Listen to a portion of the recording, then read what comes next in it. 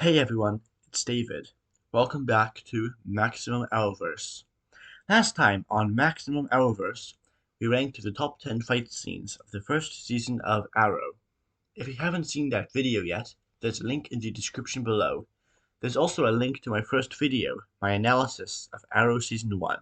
Now, let's get down to business. Today I'm going to analyze the acclaimed second season of the DC superhero show Arrow. Over the course of this season, the writers took everything that had been good about the original season and took it up another notch, elevating the good to great and, for the most part, eliminating that which had not worked. What is more, all this was accomplished while the groundwork was being laid for the then upcoming spin-off, The Flash. The result was not just Arrow's best season, but also one of the Arrowverse's best seasons. It's time to analyze Arrow Season 2. Warning, major spoilers ahead. After he failed to stop Merlin's plan from succeeding, Oliver has exiled himself back to Leonew. However, Diggle and Felicity encourage him to return to Starling City in her hour of need, and as Oliver comes home, so does an old friend from his past, long thought dead.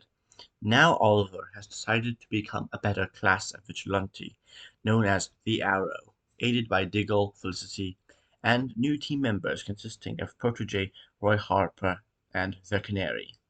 But this time Oliver also faces a menace from his past, who has returned to fulfill a certain promise he made Oliver 5 years ago, and this Deathstroke has his own allies.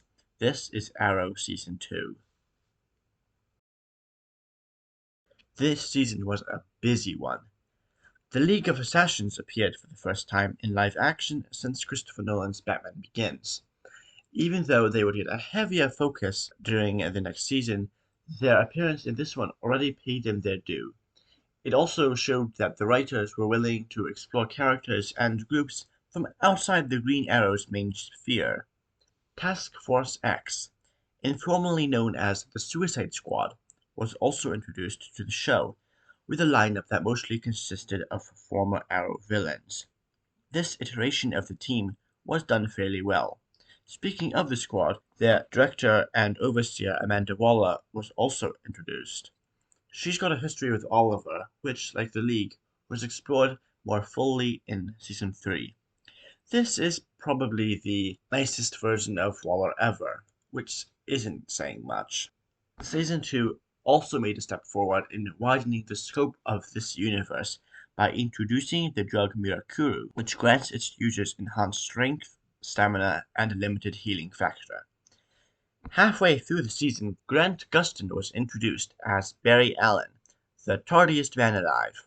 After saving Oliver's life, Barry gifts him with a cool new mask before he goes back to his home of Central City, where he gets struck by lightning and doused with chemicals, beginning his transformation into the Flash. Barry was originally supposed to get his powers during the 20th episode of this season, but his great performance led the higher-ups at the CW to see fit to give him his own pilot episode instead of a backdoor pilot for the previously mentioned upcoming show, The Flash. However, Arrow Season 2 still worked overtime to establish locations such as Star Labs and characters Cisco Ramon and Caitlin Snow that would be important to the Flash TV series. The flashback sequences this season were also great. They showcased Oliver and Slade's tragic falling out and how both became worse versions of themselves. This is perhaps the strongest and most important the flashbacks get, as Oliver's choices 5 years ago have direct consequences for the Oliver of the present. These flashbacks also introduce the Russian Bratva member Anatoly Knyazev.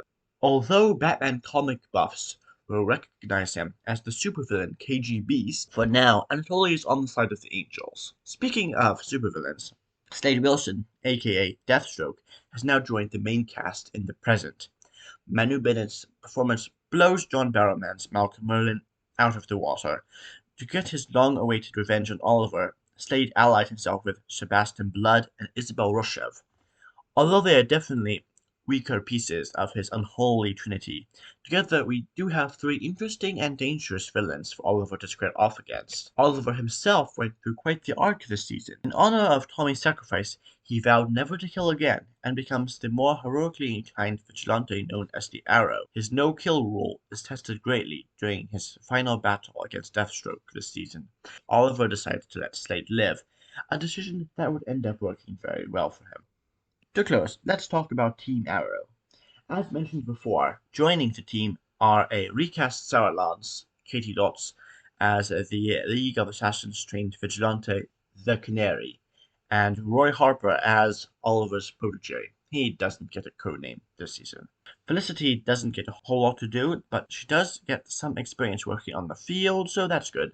Diggle, meanwhile, reconnects with his ex-wife, Lila Michaels, and he learns from Floyd Lawton that the assassination hit on his brother was ordered by the organization known as Hive. Even though that particular plot thread doesn't get resolved until season 4, it's nice to know the writers had some sort of a game plan beyond season 2. Arrow's second season outperformed season 1 in every possible way, from the choreography to the acting to the character arcs to the music. Although there would be some great seasons of Arrow yet to come, when it comes to this show, this is as good as it gets.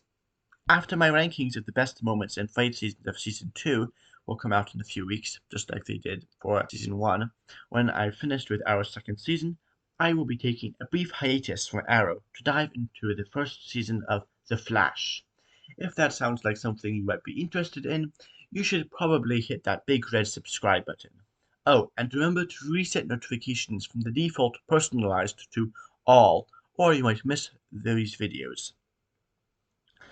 If you like this video, please leave a like and or comment saying so. It helps my videos reach new viewers, and it's very much appreciated.